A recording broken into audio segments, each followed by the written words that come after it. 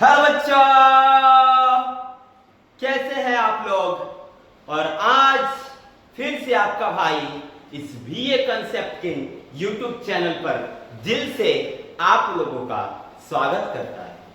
और आज आपका भाई लेकर के आया है क्लास 10th का फिजिक्स चैप्टर 1 जो है प्रकाश का परावर्तन और अपवर्तन। तो आइए ना शुरू करते हैं एक नए तरीके से, नए अंदाज में। और हाँ, मैं बता देना चाहूं कि इस चैप्टर में जितने भी प्रश्न हैं वो सीधा लड़ेगा एग्जाम में, आपके भाई का वादा है। तो चलिए शुरू करते हैं एक नए तरीके से, नए अंदाज में आज इस बीए कंसेप्ट की यूट्यूब चैनल पर। लेकिन इस पाठ को शुरू करने से पहले, आज के इस टॉपिक को शुरू करने से पहले मैं आप लोगों से कहना चाहूंगा कि ज्यादा से ज्यादा मात्रा में इस वीडियो को शेयर करें ताकि आप लोगों को भी फायदा हो और आपके दोस्तों को भी फायदा हो। अगर आप इस मेरे YouTube चैनल पर नए हैं तो चैनल को सब्सक्राइब करें, वीडियो अच्छा लगे तो लाइक करें और कमेंट बॉक्स में कमेंट करके बतावें कि आप लोगों को ये वीडियो कैसा लगा। तो चलिए इस सेशन को शुरुआत करते हैं। लेकिन शुरुआत करने से पहले आज आपका भाई एक अच्छा वाला लेकर के आया है, तो ध्यान से सुनना है। अच्छा वाला क्या है?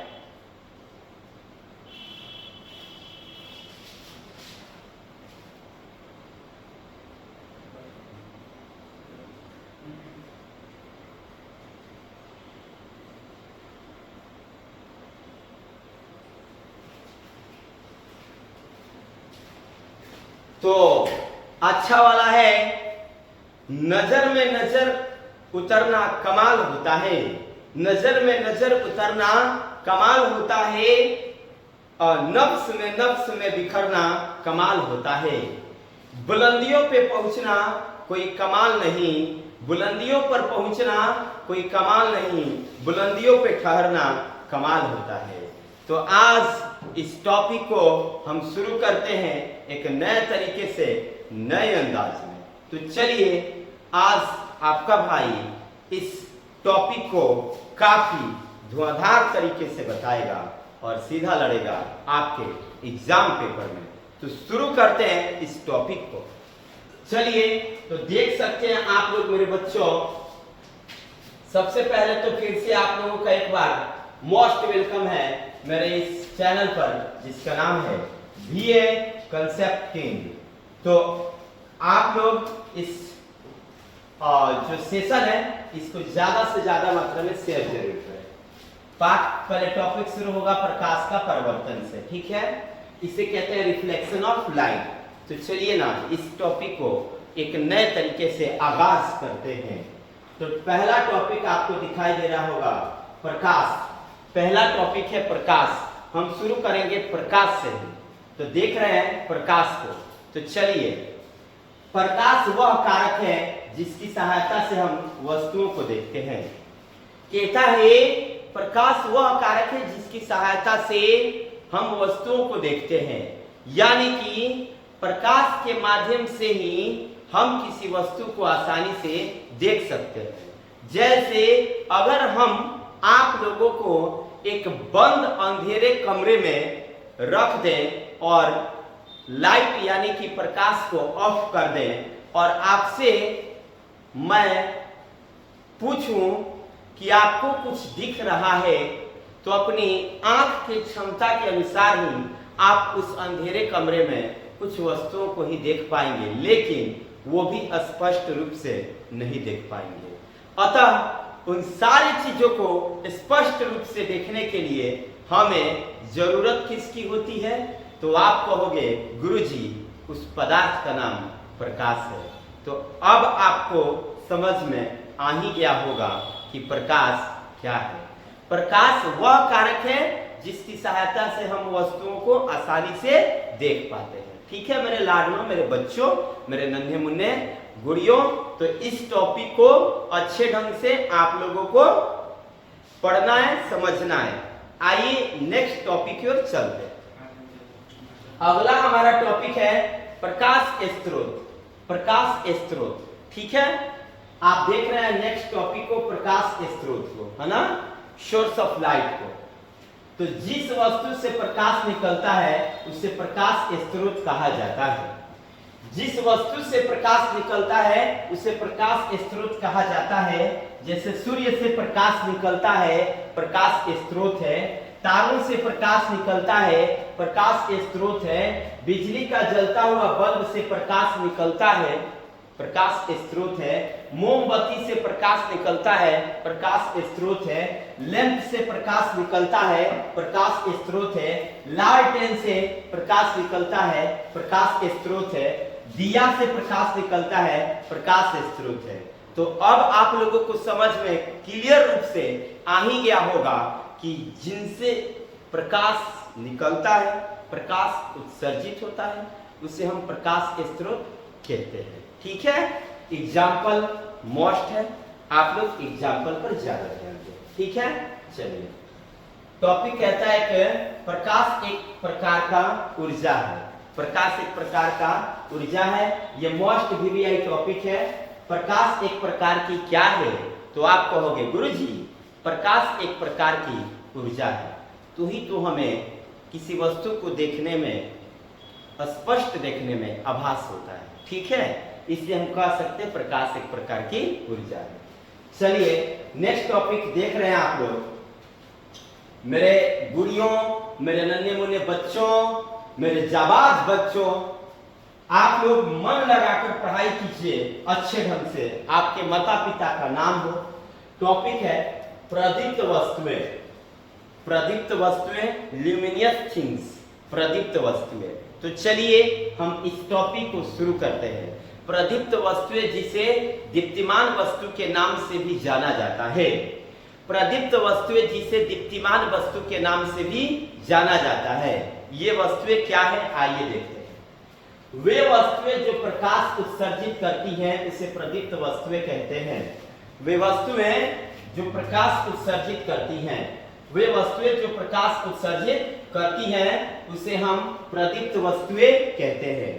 तो हम समझ रहे थे प्रदीप्त वस्तुओं को, तो आइए देखते हैं प्रदीप्त वस्तुओं को। तो वे वस्तुएं जो प्रकाश उत्सर्जित करती हैं उसे प्रदीप्त वस्तुएं कहते हैं। जैसे सूर्य जो है वो प्रदीप्त वस्तु है क्योंकि वो प्रकाश को उत्सर्जित करती है। बिजली का जलता बल्ब भी प्रदीप्त वस्तु या दीप्तिमान वस्तु का उदाहरण है। जलती मोमबत्ती ये भी प्रदीप्त वस्तु या दीप्तिमान वस्तु का उदाहरण है। तो अब आप लोगों को ये समझ में आ ही गया होगा कि वे वस्तुएं जो प्रकाश उत्सर्जित करती हैं उन्हें हम प्रदीप्त वस्तु कहते हैं। ठीक है, एग्जाम्पल इंपॉर्टेंट है, एग्जाम्पल पर ध्यान देना है कि सूर्य प्रदीप्त वस्तु का एग्जाम्पल है। बिजली का जलता हुआ बल्ब प्रदीप्त वस्तु का एग्जाम्पल है और जलती मोमबत्ती भी प्रदीप्त वस्तु का ही एग्जाम्पल है। ठीक है, चलो अगले टॉपिक पर बढ़े। अगला टॉपिक है अप्रदीप्त वस्तुएं। वे वस्तुएं जो प्रकाश उत्सर्जित नहीं करती हैं, वे वस्तुएं जो प्रकाश उत्सर्जित नहीं करती हैं उसे अप्रदीप्त वस्तुएं कहते हैं। वे वस्तुएं जो प्रकाश उत्सर्जित नहीं करती हैं उसे अप्रदीप्त वस्तुएं कहते हैं। वे वस्तुएं जो प्रकाश उत्सर्जित नहीं करती हैं अप्रदीप्त वस्तुएं कहलाती हैं। अप्रदीप्त को अदीप्तिमान भी कहा जाता है। ठीक है, अप्रदीप्त वस्तुएं जिसे अदीप्तिमान के नाम से भी जाना जाता है, ये वैसी वस्तुएं होती हैं जो प्रकाश उत्सर्जित नहीं करती हैं। यानी कि इसके अंतर्गत टेबल जो है ये प्रकाश उत्सर्जित नहीं करता है, कुर्सी प्रकाश उत्सर्जित नहीं करता है, पुस्तक प्रकाश उत्सर्जित नहीं करता है, पौधे प्रकाश उत्सर्जित नहीं करते हैं। तो अब आप लोगों को इस बात की जानकारी हो ही गई होगी कि कौन कौन ऐसे वस्तु हैं जो प्रकाश उत्सर्जित करते हैं और कौन कौन ऐसी वस्तु है जो प्रकाश उत्सर्जित नहीं करती है। ठीक है, चलिए हम आगे टॉपिक की ओर बढ़े। अगला टॉपिक है प्रकाश की किरण। ठीक है, तो एक सरल रेखा पर चलने वाली प्रकाश को प्रकाश की किरण कहते हैं। सरल रेखा पर चलने वाली प्रकाश को प्रकाश की किरण कहते हैं। सरल रेखा पर चलने वाली, सरल रेखा का मतलब सीधी रेखा। तो सीधी रेखा या सरल रेखा पर चलने वाली प्रकाश को, प्रकाश की किरण को प्रकाश किरण कहते हैं, या प्रकाश को प्रकाश की किरण कहते हैं। तो अब आप लोगों को पता चल ही गया होगा कि रे ऑफ लाइट क्या है, यानी प्रकाश की किरण क्या है। तो अब आप लोग मेरे बच्चों, मेरे नन्हे मुन्ने गुड़ियों, बता ही सकते हो कि एक सरल रेखा पर या फिर एक सीधी रेखा पर चलने वाली प्रकाश को प्रकाश की किरण कहते हैं। बढ़ते हैं अगले पॉइंट की तरफ। हमारा अगला टॉपिक है प्रकाश का किरण पुंज। ध्यान देना है बच्चों, प्रकाश का किरण पुंज। मेरे लाडलों, मेरे नन्हे मुन्ने बच्चों, मेरे अच्छे अच्छे बच्चों, मेरे प्यारे प्यारे बच्चों, देख लो प्रकाश के किरण पुंज को। किरणों के समूह को प्रकाश का किरण पुंज कहते हैं। किरणों के समूह को प्रकाश का किरण पुंज कहते हैं। किरण पुंज, पुंज मतलब समूह, यानी कि प्रकाश के किरण के समूह को प्रकाश का किरण पुंज कहते हैं। प्रकाश का किरण पुंज मुख्य रूप से 3 प्रकार के होते हैं। अपसारी किरण पुंज, समानांतर किरण पुंज, अभिसारी किरण पुंज। प्रकाश के किरणों के समूह को प्रकाश का किरण पुंज कहते हैं। प्रकाश का किरण पुंज 3 प्रकार के होते हैं। अपसारी किरण पुंज, समानांतर किरण पुंज और अभिसारी किरण पुंज। तो इन तीनों किरण पुंज को हम समझा दें आप लोगों को। आप लोग अच्छे ढंग से मन लगा के पढ़ाई कीजिए। ठीक है, चलिए ध्यान देना है बच्चों। इन तीनों प्रकार के किरण पुंज को हम समझते हैं। अपसारी किरण पुंज, प्रकाश के किरण पुंज का पहला भाग है ये अपसारी किरण पुंज। ठीक है, जब प्रकाश की किरणें एक बिंदु स्रोत से निकलकर फैलती चली जाती है तो इस प्रकार के किरण पुंज को अपसारी किरण पुंज कहते हैं। अर्थात कुछ ऐसे, एक बिंदु स्रोत से निकलकर फैलती चली जाती है, एक बिंदु स्रोत से निकलकर फैलती चली जाती है, उसे हम अपसारी किरण पुंज कहते हैं। जब प्रकाश की किरणें एक बिंदु स्रोत से निकलकर फैलती चली जाती है तो प्रकाश की इस किरण पुंज को अपसारी किरण पुंज कहते हैं। अपसारी किरण पुंज में किरणों की जो बीच की दूरी है बढ़ती जाती है। अपसारी किरण पुंज में किरणों की जो बीच की दूरी है वो क्या होती जाती है? बढ़ती जाती है। कुछ ऐसे ऐसे रहती है, ऐसे निकल के बढ़ती जाती है, किरणों के बीच की दूरी बढ़ जाती है। किस किरण पुंज में किरणों के बीच की दूरी बढ़ती जाती है? तो आप कहोगे गुरुजी अपसारी किरण पुंज में प्रकाश के किरणों के बीच की दूरी बढ़ती जाती है। ठीक है, चित्र देख रहे हैं आप लोग। अब चलिए आगे चलते हैं।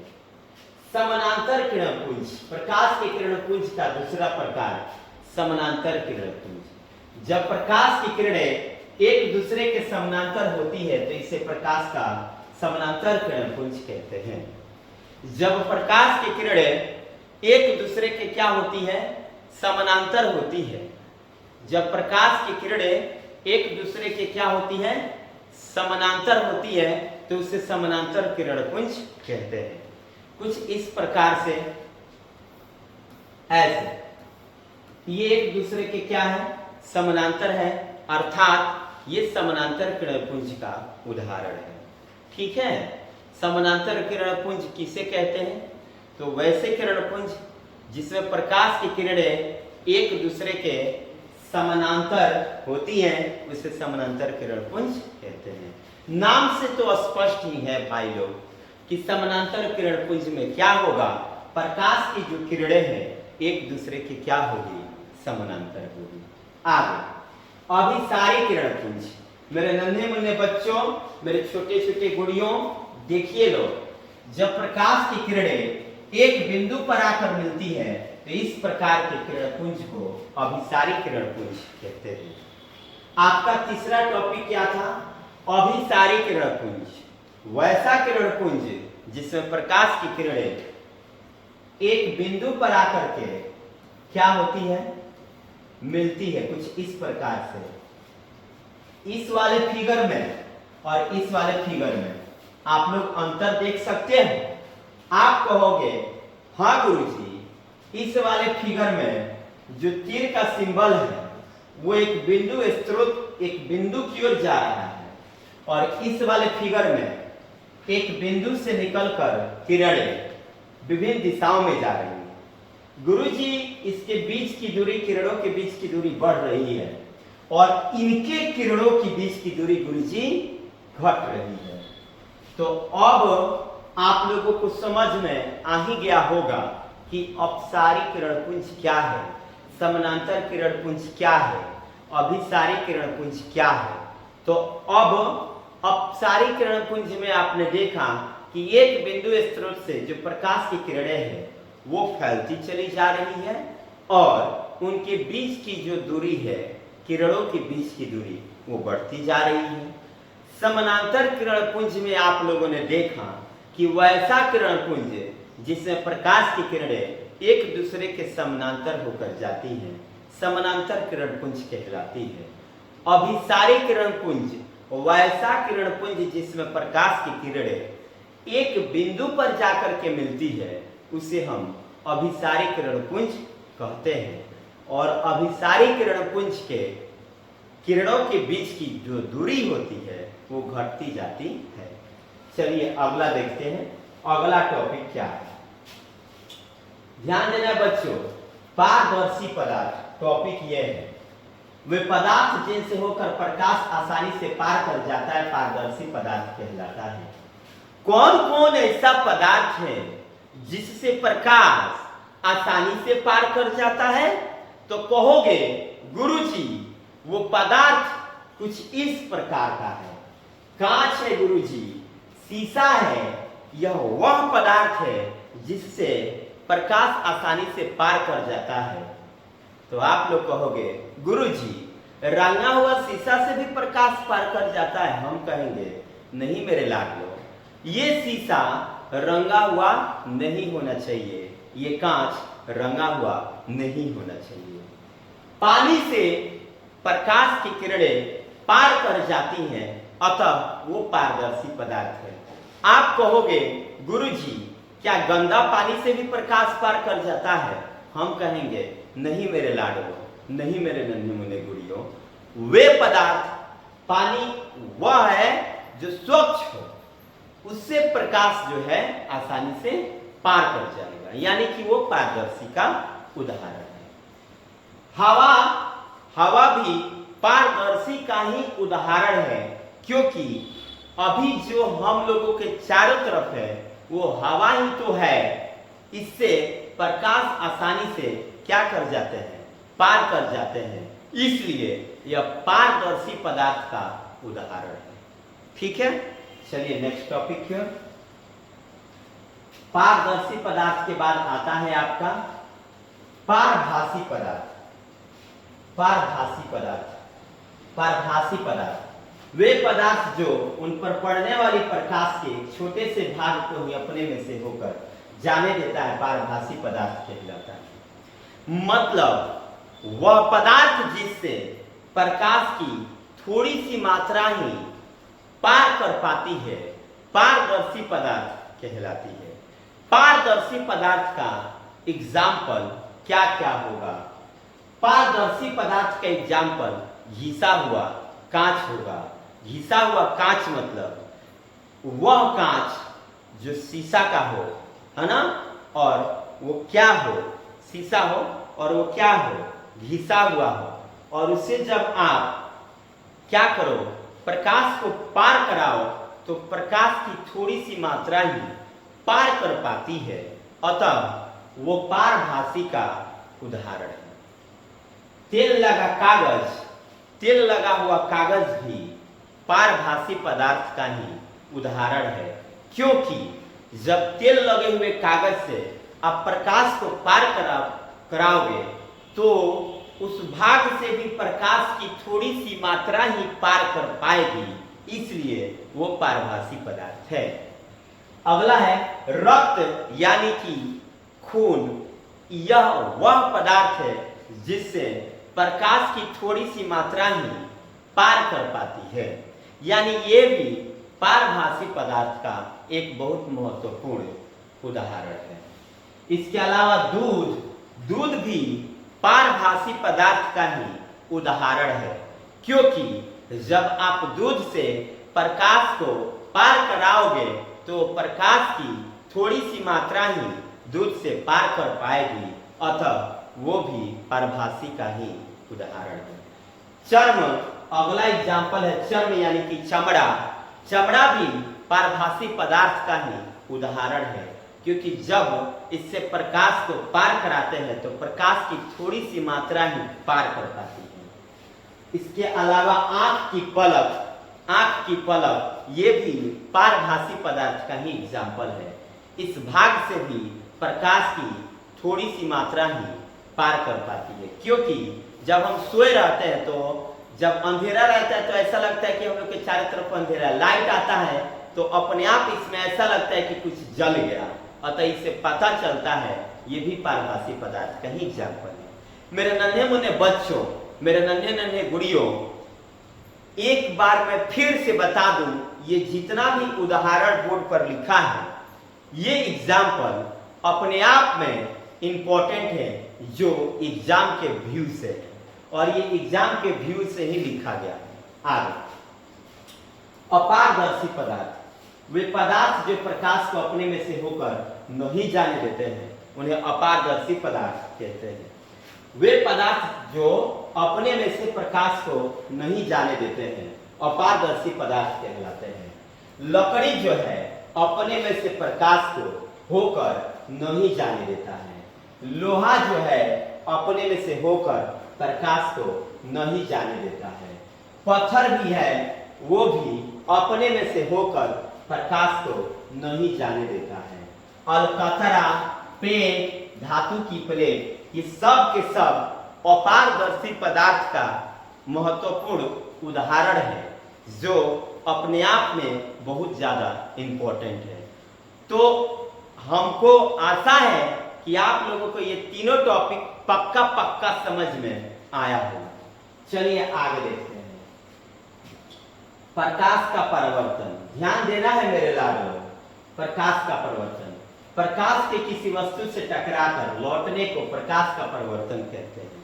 मतलब जैसे मान लीजिए, जैसे आप ही लोग देख रहे हैं, ये एक सतह है, समतल सतह है, और जब प्रकाश कहीं अनंत से आएगी और टकरा करके क्या हो जाएगी, वापस लौट जाएगी। तो जो आ रही है ये आपतित है किरण, और जो जा रही है वो परावर्तित किरण है। मतलब डेफिनेशन क्या कहता है कि प्रकाश के किसी वस्तु से टकरा करके लौटने की घटना को प्रकाश का परिवर्तन कहते हैं। सीधे तौर पे बोलेंगे, जब हम लोग बचपन में थे तो एक शीशा लेते थे और किसी भी बच्चा को चिढ़ाना होता था तो शीशा को लेकर के सूर्य के प्रकाश की तरफ कर करके और शीशा को चमकाते थे, तो आप लोग देखते थे एक अन्य भाग रिफ्लेक्ट करता था, वो प्रकाश का परिवर्तन ही तो है।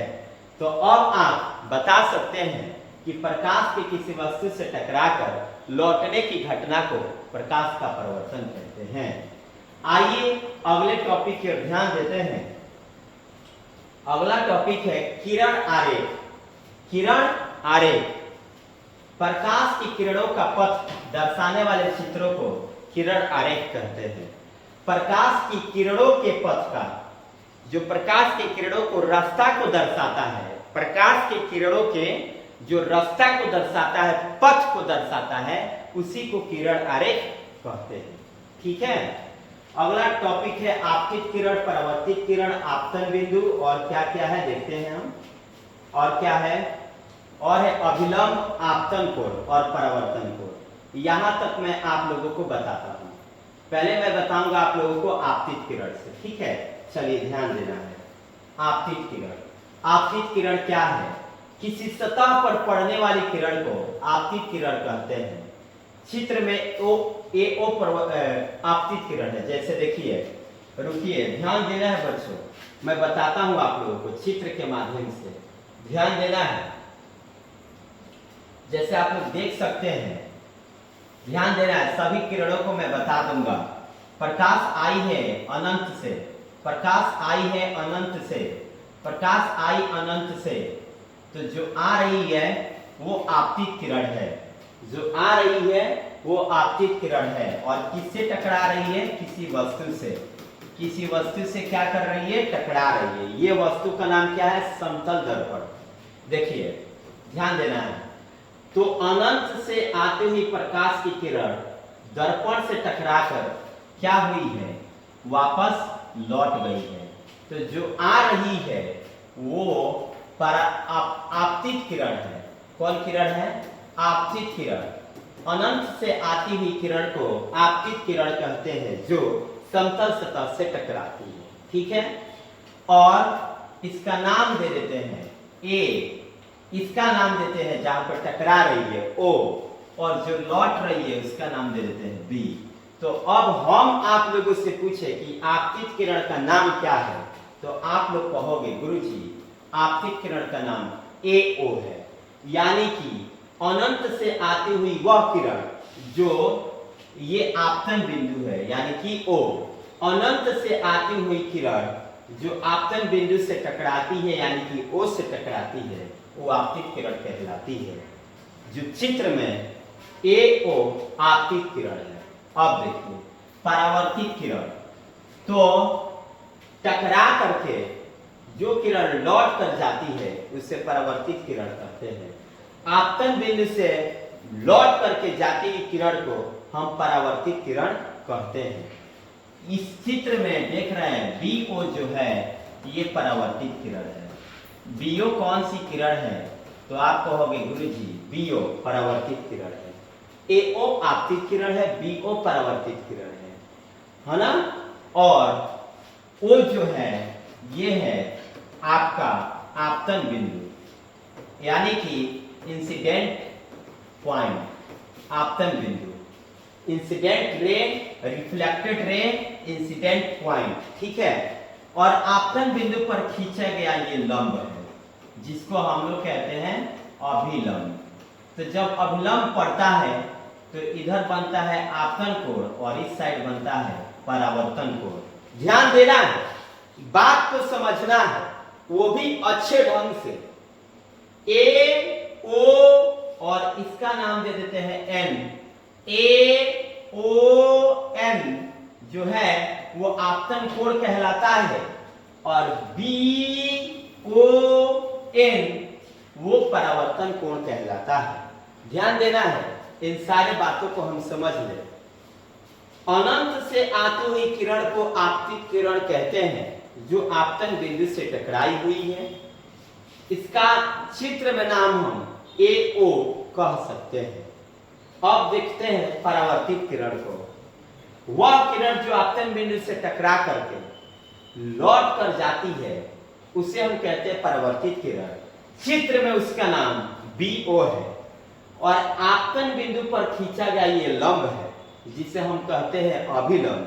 यानी कि AON जो है वो बनाया है परावर्तन कोण, BON जो है वो है AON आपतन कोण और BON परावर्तन कोण, I आपतन कोण और R परावर्तन कोण, ठीक है।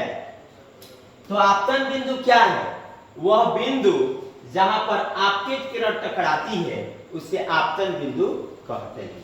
चलिए अब आगे देखते हैं अगला क्या बात है। मैं वो सारे टॉपिक को पढ़ा दिया।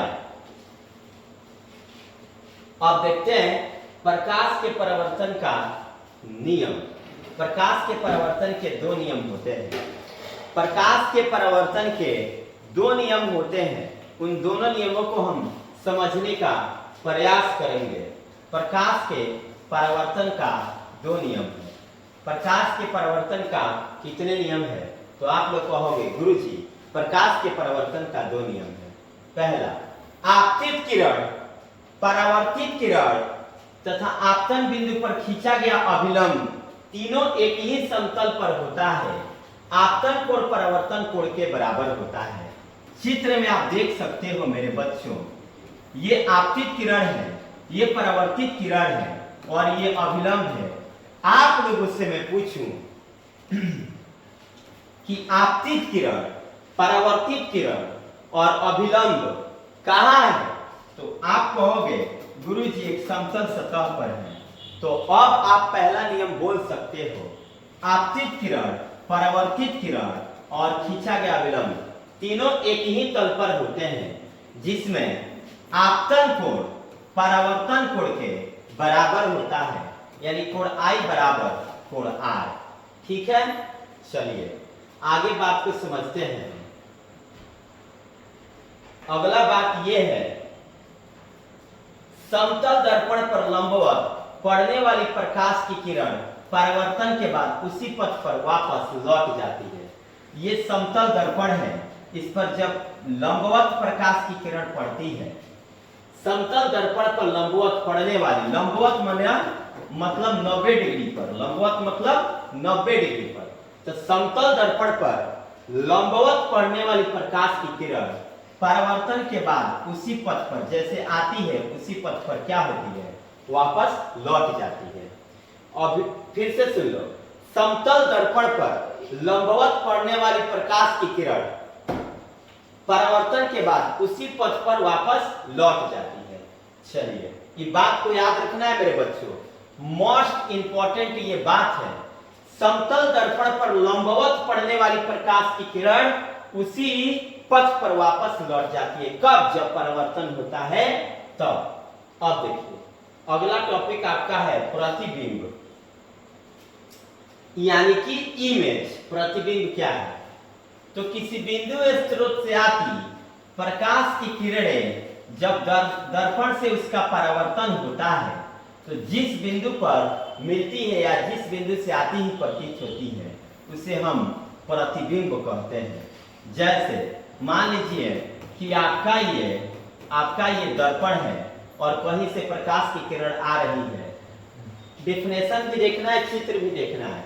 किसी बिंदु स्रोत से आती, मान लीजिए वो बिंदु स्रोत ये है, किसी बिंदु स्रोत से आती प्रकाश की किरणें दर्पण से परावर्तन होती है।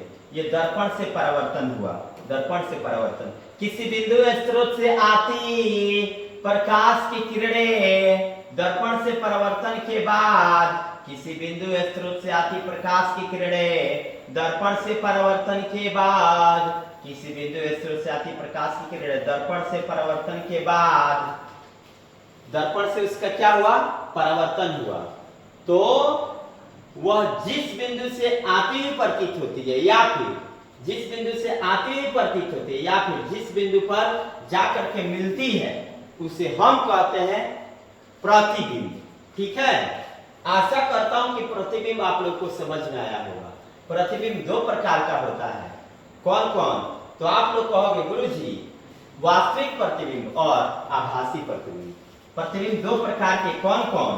तो आप कहोगे गुरुजी वास्तविक प्रतिबिंब और आभासी प्रतिबिंब। तो आप लोग कहोगे कि गुरुजी तो बता दीजिए ना वास्तविक प्रतिबिंब क्या है और आभासी प्रतिबिंब क्या है। तो हम कहेंगे वास्तविक प्रतिबिंब को किसी बिंदु स्रोत से आती प्रकाश की किरणें दर्पण से परावर्तन के बाद जिस बिंदु पर वास्तव में मिलती है, दर्पण से परावर्तन के बाद जिस बिंदु पर वास्तव में मिलती है, उसे हम वास्तविक प्रतिबिंब कहते हैं। कुछ ऐसे, ये है दर्पण। क्या है बच्चों? दर्पण।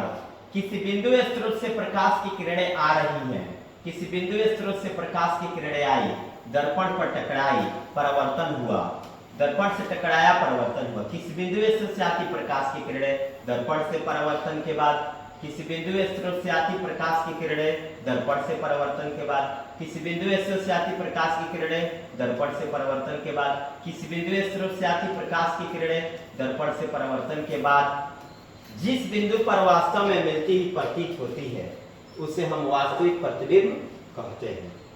क्या? किसी बिंदु स्रोत से आती प्रकाश की किरणें दर्पण से परावर्तन के बाद जिस बिंदु पर वास्तव में क्या होती है, मिलती है, उसे हम वास्तविक प्रतिबिंब कहते हैं। आगे आभासी प्रतिबिंब।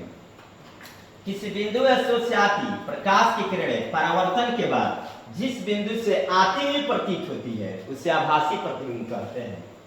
इसे काल्पनिक प्रतिबिंब भी कहा जाता है। आभासी प्रतिबिंब जिसे काल्पनिक प्रतिबिंब के नाम से भी जाना जाता है, आभासी प्रतिबिंब जिसे काल्पनिक प्रतिबिंब के नाम से भी जाना जाता है, यह वैसा प्रतिबिंब है जिसमें प्रकाश की किरणें किसी बिंदु स्रोत से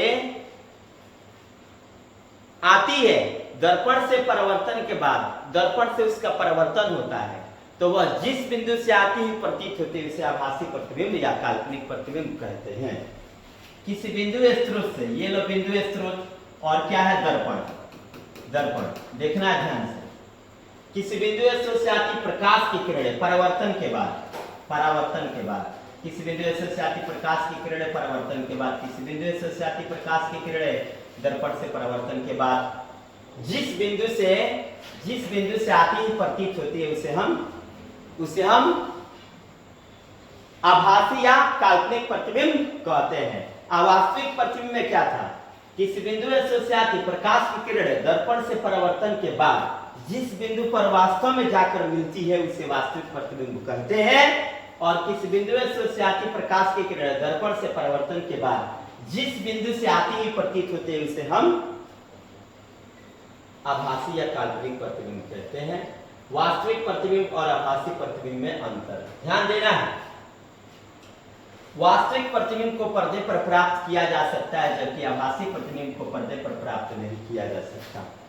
वास्तविक प्रतिबिंब को पर्दे पर प्राप्त किया जा सकता है और आभासी प्रतिबिंब को पर्दे पर प्राप्त नहीं किया जा सकता है। एग्जाम का ये बेस्ट क्वेश्चन है, ठीक है। वास्तविक प्रतिबिंब वस्तु की अपेक्षा हमेशा उल्टा होता है। वास्तविक प्रतिबिंब वस्तु की अपेक्षा हमेशा कैसा होता है? उल्टा। और आभासी प्रतिबिंब वस्तु की अपेक्षा हमेशा कैसा होता है? सीधा। वास्तविक प्रतिबिंब वस्तु की अपेक्षा हमेशा कैसा होता है? उल्टा। और आभासी प्रतिबिंब वस्तु की अपेक्षा हमेशा कैसा होता है? सीधा। नोट से कुछ इंपॉर्टेंट बात, कोई वस्तु समतल दर्पण से जितना आगे होती है उसका प्रतिबिंब दर्पण से उतना ही पीछे बनता है। इस बात को याद रखना है। कोई वस्तु समतल दर्पण से जितनी आगे रहती है, समतल दर्पण से जितनी आगे रहेगी उसका प्रतिबिंब उतना ही पीछे बनेगा, ठीक है। किस दर्पण में बताइए? तो आप कहोगे गुरुजी ये बात समतल दर्पण में होता है। चलिए आगे देखते हैं। अगला टॉपिक है गोलीय दर्पण। क्या है बच्चों? गोलीय दर्पण। ध्यान देना है, टॉपिक है गोलीय दर्पण। गोलीय दर्पण उस दर्पण को कहते हैं जिसकी परावर्तक सतह किसी खोखले गोले का एक भाग होता है। गोलीय दर्पण स्फेरिकल मिरर। गोलीय दर्पण उस दर्पण को कहते हैं, गोलीय दर्पण उस दर्पण को कहते हैं जिसका परावर्तक सतह किसी खोखले गोले का एक भाग होता है। खोखला गोला ये है, खोखला गोला देख रहे हो आप लोग, ये खोखला गोला है। और इस खोखले गोले को हम क्या कहते हैं? गोलीय दर्पण। खोखले गोले के भाग को क्या कहते हैं? आप कहोगे गुरुजी खोखले गोले के भाग को गोलीय दर्पण कहते हैं। खोखले गोले जो दर्पण होता है वो खोखला होता है, तो खोखले गोलीय दर्पण है। तो उस दर्पण को हम गोलीय दर्पण कहते हैं जिसका परावर्तक सतह किसी खोखले गोले का क्या होता है? भाग होता है। गोलीय दर्पण प्रायः कांच के एक टुकड़ा को रचित करके बनाया जाता है जो खोखले गोले का भाग होता है। गोलीय दर्पण को मुख्य रूप से कांच के एक टुकड़े को रचित यानी रौंग करके क्या किया गया होता है? बनाया गया होता है और यह खोखले गोले का भाग होता है। कांच के इस टुकड़े को बाहर से रंगेंगे तो अवतल दर्पण बनेगा। बाहर से रंगने पर कांच के इस टुकड़े को जब आप बाहर से रंगो तो अवतल दर्पण बनेगा। आज जबकि इस टुकड़े को भीतरी सतह से रंगो तो उत्तल दर्पण बनेगा। देख लिए आप लोग। तो गोलीय दर्पण जो होता है ये खोखले गोले का एक भाग होता है और खोखले गोलीय भाग को रंग करके गोलीय दर्पण बनाया जाता है।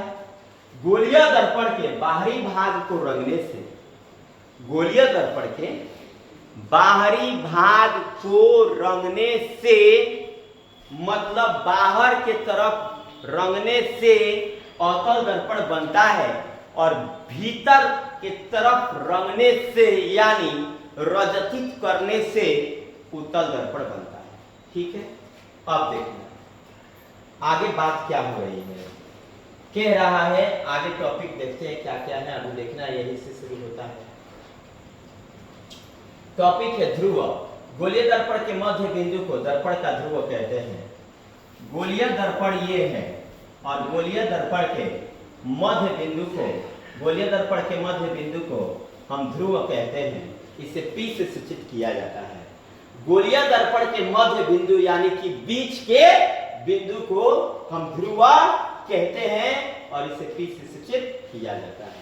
आगे वक्रता केंद्र। गोलीय दर्पण जिस गोले का भाग होता है उसके केंद्र को वक्रता केंद्र कहते हैं। इसका केंद्र ये है। गोलीय दर्पण जिस गोले का भाग होता है, गोलीय दर्पण जिस गोले का भाग होता है उसके केंद्र को वक्रता केंद्र कहते हैं और गोलीय दर्पण के मध्य बिंदु को हम ध्रुव कहते हैं। गोलीय दर्पण के ध्रुव को P से सूचित किया जाता है और गोलीय दर्पण के वक्रता केंद्र को C से सूचित किया जाता है। P for pole, C for centre of curvature. आगे वक्रता त्रिज्या। वक्रता त्रिज्या ये देखिए, वक्रता त्रिज्या ध्यान देना है। वक्रता त्रिज्या गोलीय दर्पण जिस गोले का भाग होता है उसकी त्रिज्या को हम वक्रता त्रिज्या कहते हैं। ये रहा आपका गोलीय दर्पण। हम पूछेंगे आपसे, आप लोगों से पूछना ये है तो गोलीय दर्पण के मध्य बिंदु को क्या कहते हैं? तो आप लोग कहोगे गुरुजी गोलीय दर्पण के मध्य बिंदु को गोलीय दर्पण का ध्रुव कहते हैं। पूछेंगे किससे सूचित किया जाता है? तो आप कहोगे गुरुजी गोलीय दर्पण के ध्रुव को गुरुजी P से सूचित किया जाता है। हम कहेंगे मेरे नन्हे मुन्ने बच्चों, गोलीय दर्पण के ध्रुव को तो P से सूचित किया ही जाता है, लेकिन जो गोलीय दर्पण का मध्य बिंदु है वो तो P से सूचित किया जाता है और गोलीय दर्पण के केंद्र को किससे सूचित किया जाता है? तो आप लोग कहोगे गुरुजी C से। अब हम पूछेंगे कि अब हमारा टॉपिक क्या है? तो आप लोग कहोगे कि गोलीय दर्पण जिस गोले का भाग होता है उसकी त्रिज्या को वक्रता त्रिज्या कहते हैं। हमें सोचना है वक्रता त्रिज्या। PC बराबर R, PC बराबर R यानी कि PC ये वक्रता त्रिज्या है। PC क्या है? वक्रता त्रिज्या। PC ही हमारा वक्रता त्रिज्या है। तो अब आप कह सकते हो कि गोलीय दर्पण जिस गोले का भाग है उसके त्रिज्या को हम वक्रता त्रिज्या कहते हैं। अतः PC बराबर कौन सी? R। प्रधान या मुख्य अक्ष क्या है? तो गोलीय दर्पण के ध्रुव से वक्रता केंद्र को मिलाने वाली रेखा को प्रधान अक्ष या मुख्य अक्ष कहते हैं। P तथा C को मिलाने वाली सरल रेखा यानी PC मुख्य अक्ष है। अच्छा ये PC, ये P, ये P और ये C, ये P और ये C, ये वाला जो भाग है ये प्रधान या मुख्य अक्ष है। तो आप लोगों को हम क्या क्या बताएं एक बार पूछ लेते हैं आप लोगों से। ध्यान देना है। ये गोलीय दर्पण है जो एक गोलीय दर्पण है जो एक गोल शीशे का भाग है, गोल दर्पण का भाग है। हम पूछेंगे इसके मध्य बिंदु को क्या कहते हैं? तो आप लोग कहोगे गोलीय दर्पण का ध्रुव। हम पूछेंगे आप लोगों से कि इसके केंद्र को क्या कहते हैं? तो आप लोग कहोगे वक्रता केंद्र। हम पूछेंगे आप लोगों से कि P गोलीय दर्पण की त्रिज्या क्या है? तो आप लोग कहोगे गोलीय दर्पण जिस गोले का भाग होता है उसकी त्रिज्या को हम वक्रता त्रिज्या कहते हैं यानी PC बराबर R। हम पूछेंगे प्रधान अक्ष या मुख्य अक्ष क्या है?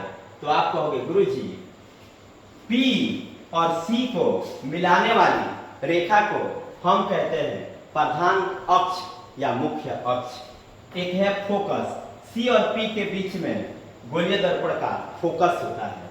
गोलीय दर्पण के फोकस से आप क्या समझते हैं? तो सी और पी के बीच का जो भाग होता है वो गोलीय दर्पण का फोकस कहलाता है। यानी कि ध्रुव और वक्रता केंद्र में के मध्य जो भाग होता है उसे हम फोकस कहते हैं। आगे ध्यान देना बच्चों, अब तो मजा आएगा। दर्पण, अगला टॉपिक क्या है बच्चों? दर्पण। दर्पण या आईना एक प्रकाशीय युक्ति है जो प्रकाश के परिवर्तन के सिद्धांत पर काम करती है। दर्पण या आईना एक प्रकाशीय युक्ति है। दर्पण या आईना एक प्रकाशीय युक्ति है जो प्रकाश के परिवर्तन पर कार्य करती है। दर्पण या आईना, दर्पण जिसे आईना के नाम से भी जाना जाता है, दर्पण जिसे आईना के नाम से भी जाना जाता है, दर्पण जिसे आईना के नाम से भी जाना जाता है जो प्रकाश के परिवर्तन के सिद्धांत पर काम करता है। यह दर्पण या आईना 3 प्रकार का होता है: समतल दर्पण, उत्तल दर्पण, अवतल दर्पण। दर्पण या आईना कितने प्रकार के होते हैं? तो दर्पण या आईना 3 प्रकार के होते हैं। दर्पण या आईना 3 प्रकार के और गोलीय दर्पण 2 प्रकार के। ये बात याद रखना है, कंफ्यूजन मत हो जाना लोग। दर्पण या आईना पूछा जाए तुमसे तो क्या बताओगे? दर्पण या आईना कितने प्रकार के? तो दर्पण या आईना 3 प्रकार के: समतल दर्पण, उत्तल दर्पण, अवतल दर्पण। और गोलीय दर्पण कितने प्रकार के? तो गोलीय दर्पण 2 प्रकार के: उत्तल दर्पण, अवतल दर्पण। एग्जाम पेपर में पूछे कि दर्पण क्या प्रकार के, तो तुम कहना 3 प्रकार के। कौन कौन? अवतल, उत्तल, समतल। और गोलीय दर्पण क्या प्रकार के? तो गोलीय दर्पण 2 प्रकार के। कौन कौन? उत्तल दर्पण, अवतल दर्पण। आगे टॉपिक देखो, ध्यान देना बच्चों। बच्चों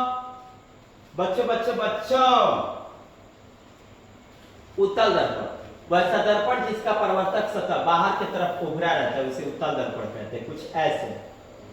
गोलीय दर्पण का जो सतह होता है वो बाहर की तरफ क्या रहता है? उभरा हुआ रहता है। गोलीय दर्पण का जो सतह होता है बाहर की तरफ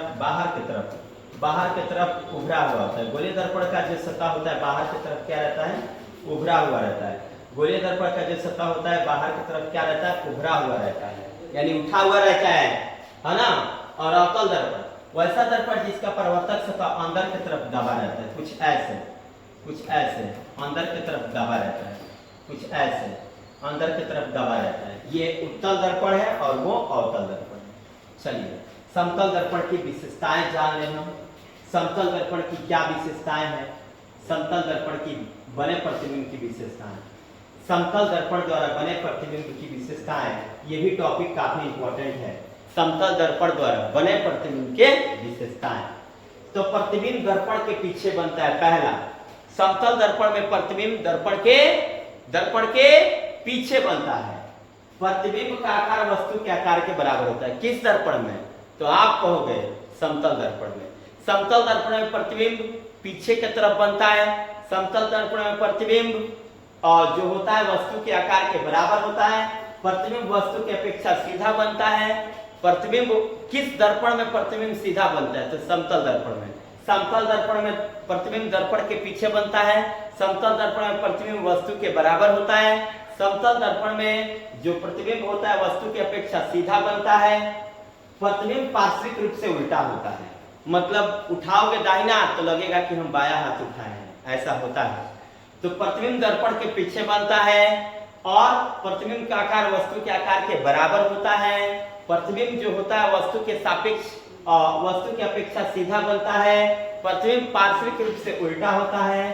प्रतिबिंब दर्पण से उतना ही पीछे बनता है जितना वस्तु दर्पण के आगे रहता है। जितना ही आगे रहेगा प्रतिबिंब उतना ही पीछे बनेगा। किस दर्पण में? आप कहोगे गुरुजी समतल दर्पण में। अब देखो अवतल दर्पण का फोकस। अवतल दर्पण का फोकस, अवतल दर्पण का फोकस। किसी अवतल दर्पण का फोकस उसके मुख्य अक्ष पर वह बिंदु है जहां मुख्य अक्ष के समानांतर अतिकिरण दर्पण से परावर्तन के बाद मिलती है। किसी अवतल दर्पण का फोकस उसके मुख्य अक्ष पर वह बिंदु है। किसी अवतल दर्पण, ये जो दर्पण है ये कौन सा दर्पण है? तो आप लोग कहोगे गुरुजी ये अवतल दर्पण है। किसी अवतल दर्पण का फोकस इसके मुख्य अक्ष, ये मुख्य अक्ष, अच्छा मुख्य अक्ष, ये पोल हो गया, ये वाला भाग पोल हो गया और ये वाला भाग सेंटर हो गया और इसको मिला दिए तो मुख्य अक्ष हो गया। ध्यान देना है, ये अवतल दर्पण है, अवतल दर्पण के मध्य बिंदु को ध्रुव कहते हैं और ये इसका क्या है, केंद्र है। ठीक है, तो ये बन गया प्रधान या मुख्य अक्ष। तो कहता है किसी अवतल दर्पण का फोकस उसके मुख्य अक्ष पर वह बिंदु है जहां मुख्य अक्ष के समानांतर आती किरण है। अच्छा, मुख्य अक्ष के समानांतर आती किरण है, मुख्य अक्ष के समानांतर आती किरण है, दर्पण से परिवर्तन के बाद, मुख्य अक्ष के समानांतर आती किरण दर्पण से परिवर्तन के बाद मिलती है, मुख्य अक्ष से आती किरण दर्पण से परिवर्तन के बाद मिलती है। किसी अवतल दर्पण का फोकस उसके मुख्य अक्ष पर, उसके मुख्य अक्ष पर, किसी अवतल दर्पण का फोकस, किसी अवतल दर्पण का फोकस, अच्छा फोकस, किसी अवतल दर्पण का फोकस उसके मुख्य अक्ष पर वह बिंदु है जहां मुख्य अक्ष के समानांतर आती किरण दर्पण से परिवर्तन के बाद मिलती है। ठीक है, कुछ ऐसे है ना। ये कौन दर्पण है, अवतल दर्पण, ये उसका क्या है, ध्रुव है, ये उसका क्या है, केंद्र है। सी और पी को मिलाने वाली रेखा को मुख्य अक्ष कहते हैं। अवतल दर्पण के मुख्य अक्ष के समानांतर आती किरणें और फोकस से होकर गुजरेगी तो ये अवतल दर्पण का फोकस कहलाएगा। अब देखो उत्तल दर्पण का फोकस, उत्तल दर्पण का फोकस, ध्यान देना बच्चों। किसी उत्तल दर्पण का फोकस उसके मुख्य अक्ष पर वह बिंदु है जहां मुख्य अक्ष के समानांतर आती किरण दर्पण से परिवर्तन के बाद आती ही प्रतीत होती है। अच्छा, इसमें आती ही प्रतीत होती है, रूबरू उससे थोड़ा सा उल्टा हो जाएगा। किसी उत्तल दर्पण का फोकस उसके मुख्य अक्ष पर वह बिंदु है जहां से मुख्य अक्ष के समानांतर आती किरणें दर्पण से परिवर्तन के बाद लगता है कि आती हुई क्या हो रही है, प्रतीत हो रही है। फोकस दूरी, फोकस एफ और ध्रुव पी के बीच की दूरी को फोकस दूरी कहते हैं। देख लो, ध्रुव ध्रुव ध्रुव ध्रुव ये हो गया पी और ये फोकस एफ, इन दोनों के बीच की दूरी को फोकस दूरी कहते हैं। ध्रुव पी और फोकस एफ, ध्रुव पी फोकस एफ, ध्रुव पी फोकस एफ, ध्रुव पी फोकस एफ के बीच के दूरी को फोकस दूरी कहते हैं। आगे गोलीय दर्पण की फोकस, गोलीय दर्पण की फोकस दूरी और इसकी वक्रता त्रिज्या में संबंध। गोलीय दर्पण की फोकस दूरी वक्रता त्रिज्या की आधी होती है। हा का मस्त टॉपिक है बबुआ लोग, मस्त topic, VVI topic, important topic, exam खातिर टॉपिक। गोलीय दर्पण की फोकस दूरी और उसकी वक्रता त्रिज्या में संबंध क्या है। तो गोलीय दर्पण की जो फोकस दूरी होती है वो वक्रता त्रिज्या की क्या होती है, बता दो, आधी। अब देखो अवतल दर्पण का उपयोग, ध्यान देना बच्चों, एग्जाम के लिए एक और बेस्ट क्वेश्चन आ गया, अवतल दर्पण का उपयोग। तो अवतल दर्पण का मुख्य उपयोग निम्नलिखित है। अवतल दर्पण का मुख्य उपयोग निम्नलिखित है। पहला, अवतल दर्पण का उपयोग हजामती दर्पण यानी कि दाढ़ी बनाने के लिए होता है। अवतल दर्पण का उपयोग हजामती दर्पण यानी कि दाढ़ी बनाने के लिए किया जाता है। टॉर्च, वाहनों के हेडलाइट, सर्च लाइटों में अवतल दर्पण का उपयोग परावर्तक के रूप में किया जाता है ना। पहला क्या था, अवतल दर्पण का उपयोग हजामती दर्पण में किया जाता है यानी कि दाढ़ी बनाने के लिए किया जाता है। अवतल दर्पण का उपयोग वाहनों के हेडलाइट, टॉर्च में और सर्च लाइट में किया जाता है। हेडलाइट समझते हैं ना आप लोग, आगे वाला लाइट हेडलाइट है। रोगियों के नाक, कान, गले, दांत, नाक, कान, गले, दांत इत्यादि की जांच करने के लिए डॉक्टर द्वारा अवतल दर्पण का प्रयोग किया जाता है। फिर से सुनो, अवतल दर्पण का उपयोग हजामती दर्पण में किया जाता है। हजामती दर्पण में किस दर्पण का प्रयोग, तो आप लोग कहोगे गुरुजी हजामती दर्पण में अवतल दर्पण का प्रयोग, ठीक है। वाहनों के हेडलाइट, सर्च लाइट, टॉर्च में कौन सा दर्पण लगता है, तो आप लोग कहोगे गुरुजी अवतल दर्पण लगता है। फिर पूछेंगे कि बताइए ये अवतल दर्पण है, रोगियों के नाक, कान, गले, दांत इत्यादि के जांच करने में प्रयोग किया जाता है। सौर भट्टी में सूर्य से आती ऊष्मा ऊर्जा को बड़े बड़े अवतल दर्पण द्वारा छोटी जगह पर केंद्रित किया जाता है, यानी सौर भट्टियों में भी अवतल दर्पण का प्रयोग किया जाता है। तो चार उपयोग मैंने बताया अवतल दर्पण का, चार उपयोग। पहला उपयोग अवतल दर्पण का उपयोग हजामती दर्पण में किया जाता है, यानी कि दाढ़ी बनाने के लिए किया जाता है। अवतल दर्पण का दूसरा उपयोग रोगियों के नाक, कान, गले, दांत इत्यादि की जांच करने के लिए किया जाता है। तीसरा उपयोग टॉर्च वाहनों के हेडलाइट, सर्च लाइट में भी अवतल दर्पण का उपयोग किया जाता है। सौर भट्टियों में भी अवतल दर्पण का प्रयोग किया जाता है। आगे उत्तल दर्पण का उपयोग। उत्तल दर्पण का उपयोग ध्यान देना है। उत्तल दर्पण का उपयोग, उत्तल दर्पण का उपयोग होता है स्कूटर में, मोटर कार में, स्कूटर मोटर कार में, बस में, साइड मिरर और पीछे देखने के लिए आईने के रूप में। स्कूटर में, मोटर कार में, बस इत्यादि में साइड मिरर के रूप में और पीछे की तरफ देखने के लिए नहीं लगा होता है। जैसे हम लोग हाँक रहे हैं तो ये दोनों भाग होता है ना, हर एक मतलब देखे होंगे आप लोग, बस में देखे होंगे, बोलेरो में देखे होंगे, मार्शल में, मतलब जो भी होता है उसके दोनों तरफ लगा होता है ना वाहनों में। तो पीछे की वस्तुओं को देखने के लिए किया जाता है, क्योंकि वो किसी भी वस्तु का ना छोटा प्रतिबिंब बनाता है और उसका दृष्टि क्षेत्र फैला हुआ रहता है। एक और क्वेश्चन आता है कि उत्तल दर्पण का उपयोग साइड मिरर के रूप में क्यों किया जाता है। तो उत्तल दर्पण का उपयोग साइड मिरर के रूप में किया जाता है क्योंकि इस दर्पण का जो एक विशेषता है कि किसी वस्तु का प्रतिबिंब छोटा बनाता है और इसका दृष्टि क्षेत्र बड़ा होता है। बड़े बड़े वस्तुओं को छोटा करके कवर कर देता है वो, जान लो। आगे अवतल दर्पण का उपयोग हजामती दर्पण में क्यों किया जाता है। लो एक क्वेश्चन आया तुम लोगों के पास, मैं 2 क्वेश्चन बनाया हूं, बताइए अवतल दर्पण का उपयोग हजामती दर्पण में क्यों किया जाता है, बताओ। तो आप लोग कहोगे गुरुजी अवतल दर्पण निकट रखी वस्तु का सीधा, बड़ा, आभासी प्रतिबिंब बनाता है, इसीलिए अवतल दर्पण का उपयोग हजामती दर्पण के रूप में किया जाता है। अवतल दर्पण का उपयोग हजामती दर्पण के रूप में क्यों किया जाता है।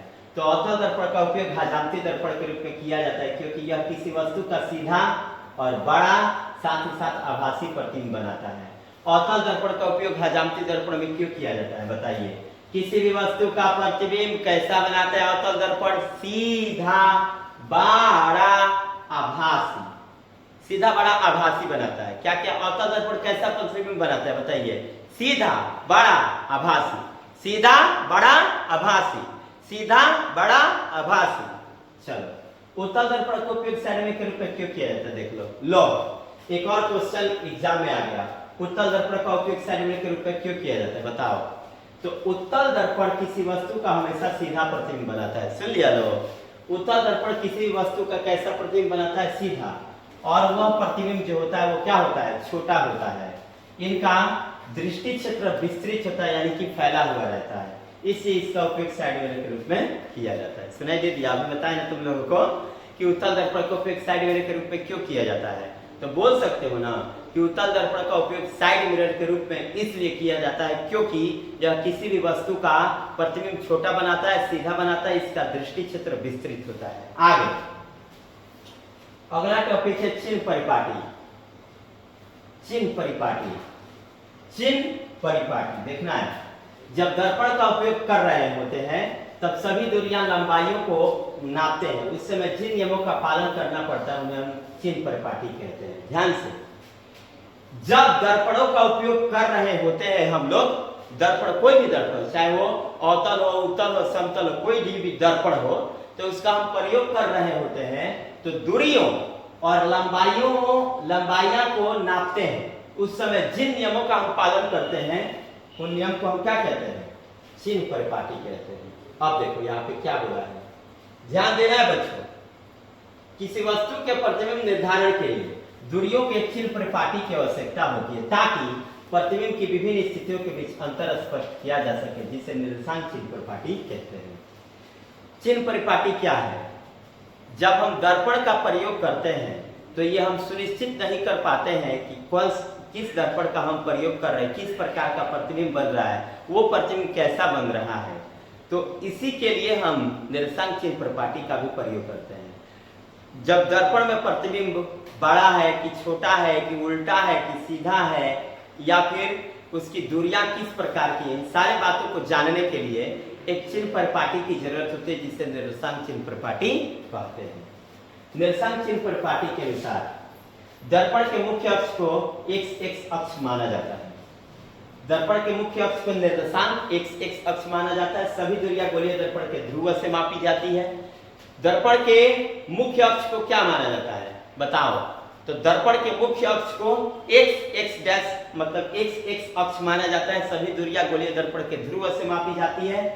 आपतित प्रकाश की दिशा में मापी गई दूरियां धनात्मक, आप विपरीत दिशा में मापी गई दूरियां ऋणात्मक। देख लो, सभी दूरियां गोलीय दर्पण के ध्रुव से मापी जाती है।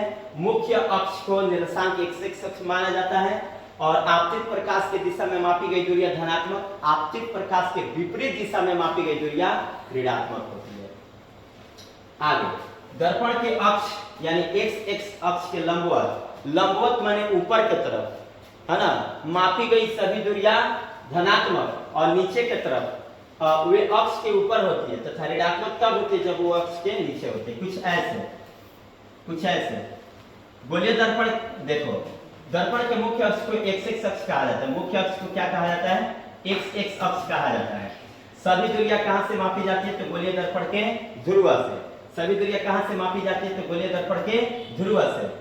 आपतित प्रकाश की दिशा में मापी गई दूरियां धनात्मक, आपतित प्रकाश की दिशा में मापी गई दूरियां धनात्मक, विपरीत दिशा में मापी गई दूरियां ऋणात्मक, ऊपर की तरफ मापी गई दूरियां धनात्मक और नीचे की तरफ मापी गई दूरियां ऋणात्मक होती है।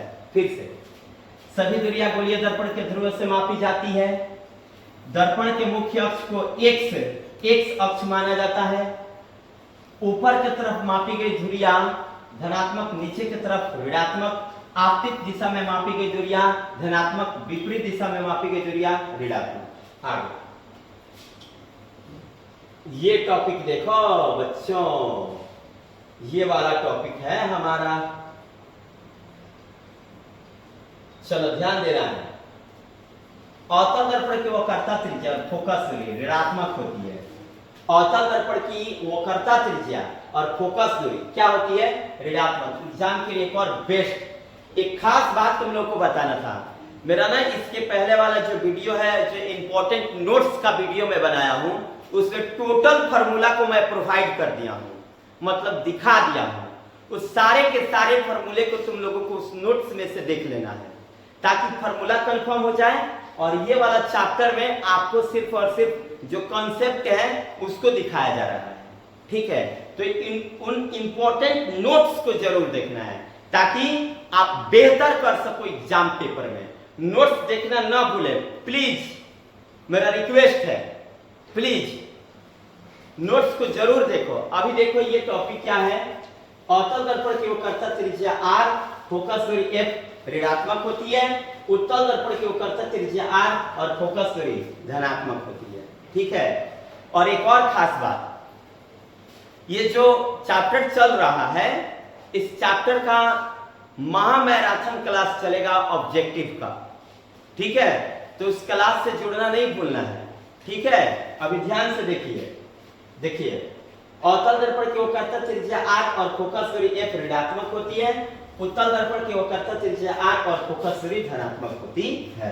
आगे, आवर्धन प्रतिबिंब की ऊंचाई और वस्तु की ऊंचाई के अनुपात को आवर्धन कहते हैं। हाइट ऑफ इमेज और हाइट ऑफ थिंग्स यानी कि ऑब्जेक्ट। तो प्रतिबिंब की ऊंचाई और वस्तु की ऊंचाई के अनुपात को आवर्धन कहते हैं। इसे m से सूचित किया जाता है, या m इक्वल टू प्रतिबिंब की ऊंचाई बटा वस्तु की ऊंचाई, m इक्वल टू प्रतिबिंब की ऊंचाई और वस्तु की ऊंचाई, और या फिर m equal to h dash बटा h, या फिर दर्पण में माइनस v बाई u। दर्पण में क्या होता है, माइनस v बाई u, याद रखना है।